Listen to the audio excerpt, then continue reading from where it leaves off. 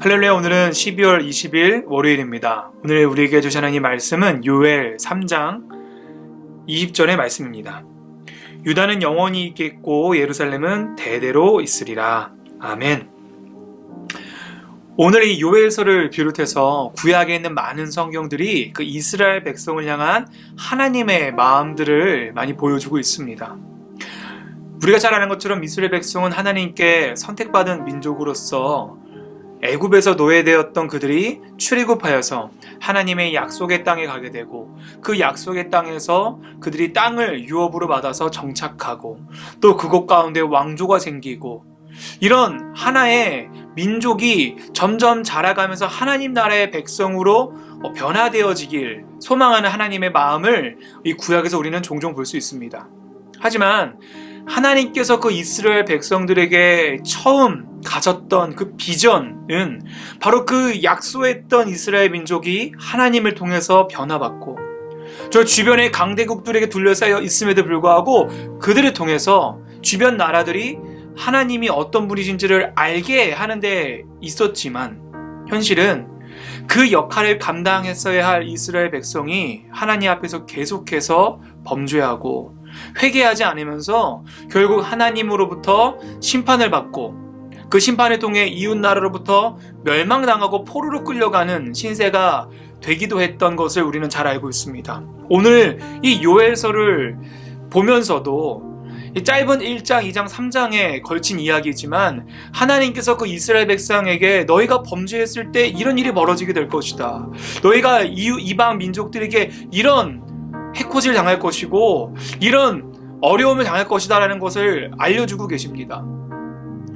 사실 하나님께서 이스라엘 백성을 정말 사랑하시죠. 근데 어떤 분은 이런 질문을 할지 모르겠습니다. 아니, 이스라엘 백성을 그렇게 사랑하시면서 왜 그들을 멸망하게 하시고 포로로 끌려가게 하십니까? 다른 말로요, 오늘 이 요엘서의 마지막 부분은 그 이스라엘 백성을 회복시키시겠다고 하는 회복의 메시지를 말씀하고 계신데, 아니, 그들이 그렇게 잘못하고 범죄하면 그냥 심판하시고 끝나면 되시지 왜 또 그들을 회복시키십니까? 라는 질문 또한 가지게 될 것입니다. 여러분, 이런 이야기는 우리가 잘 알고 있는 하나님의 두 가지의 큰 속성 때문입니다. 바로 우리는 사랑의 하나님으로서 우리가 고백하기도 하지만, 동시에 우리 하나님은 공의의 하나님이시죠. 여러분, 공의롭다는 것과 사랑한다는 것은 마치 서로 붙어있을 수 없는 것만 같습니다. 반대 이야기 같습니다. 왜냐하면 공의롭다는 것은 어떤 범죄에 대해서만큼은 정확하게 벌을 내리고 의롭게, 정의롭게 하는 것이 공의로운 것이라면, 사랑은 뭡니까? 어떠한 죄도 마치 품어야 할 것 같은 것이 사랑이기 때문입니다. 아니, 어떻게 하나님은 한 분이신데 이런 공의로우심과 하나님의 이 무한한 사랑하심이 동시에 있을 수 있는가?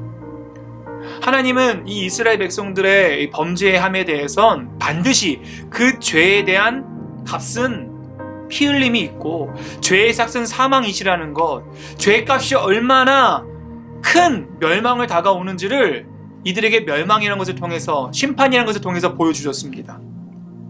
그들을 심판하시는 것이 공의로운 것이기 때문에 그 바벨론에 의해서, 아수르에 의해서 멸망케 하셨죠. 그런 수치를 당하게 하셨죠. 하지만 그들에게 그런 심판을 하신 하나님이신 공의의 하나님인 동시에 그분은 사랑의 하나님이시기에 그런 범죄했던 이스라엘이지만 그런 그들을 포기하지 않으신 것입니다.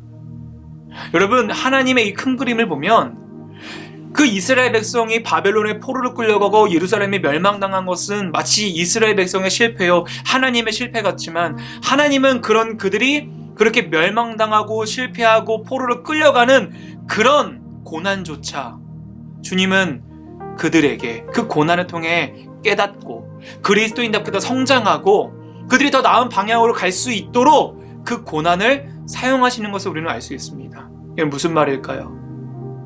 여러분, 이 오늘의 이 요엘서에 나오는 이스라엘 백성의 이야기는 단순히 2000년 전에 한 역사에 등장하는 한 민족의 이야기만이 아닙니다. 바로 오늘날 우리 교회와 또한 성도된 우리의 이야기이기도 합니다.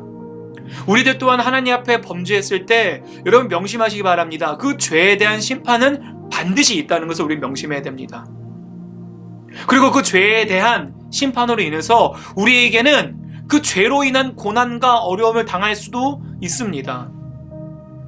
하지만 우리 주님께서는 거기서 그치지 않으시고 우리를 사랑하시고 포기하지 않으시기에 그런 우리가 당하는 고난을 통해서 정말 우리에게 주어지는 그때는 심판을 통해서 우리를 성장시키시고 더 나은 하나님의 백성으로 하나님 나라를 세워나가는 성도로서 우리를 견인하시고 계시다는 것을 우리는 잊지 말아야 할 것입니다.